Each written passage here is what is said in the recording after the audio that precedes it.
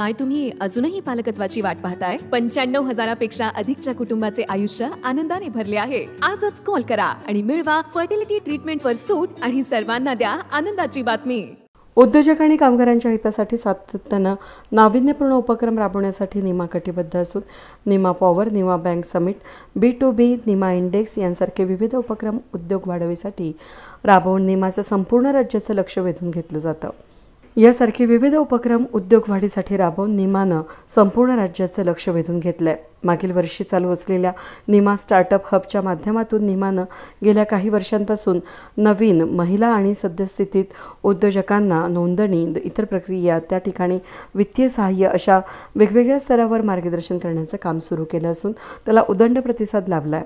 महिला सक्षमीकरण अंतर्गत विविध कार्यशाळा घेऊन महिला उद्योजकांना उद्योगाच्या मुख्य प्रवाहामध्ये आणण्याचं कामसुद्धा जोमानं सुरू असून या सर्व मोहिमेचा पुढील भाग म्हणून येणाऱ्या 25 आणि 26 एप्रिल 2024ला होणाऱ्या निमा स्टार्टअप समिट आयोजनाचा निमा हाऊस या ठिकाणी करण्यात आला आहे.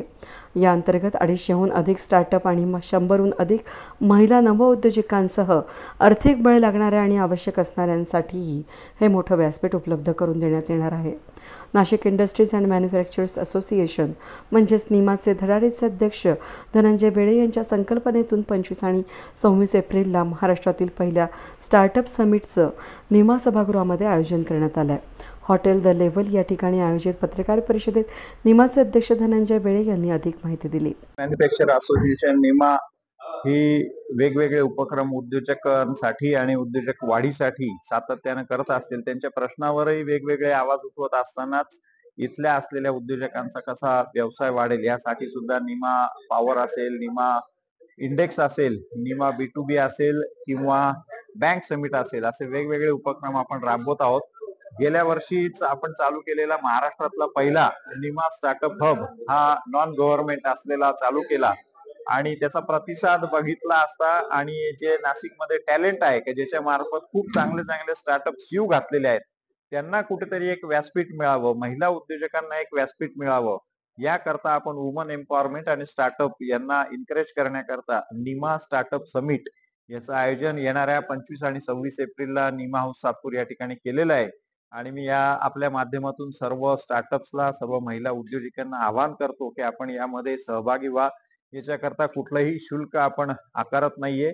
या व्यासपीठाद्वारे आपण जे गुंतवणूकदार असतील किंवा जे जॉईंट व्हेंचर करणारे असतील अशा उद्योजकांनाही आपण या ठिकाणी बोलवलंय की जे आपले प्रॉडक्ट बघून आपल्या उद्योगामध्ये येणाऱ्या काळामध्ये गुंतवणूक करू शकतील अशी एक समिट घडवून नवीन उद्योजकांना एनकरेजमेंट देणं आणि त्यांचे उद्योग उभारणं असा हा उद्देश या समिट मागचा आहे. आपण सर्वांनी यामध्ये मोठ्या संख्येने सहभागी व्हावं असं आवाहन मी या ठिकाणी निमाच्या वतीने करतो.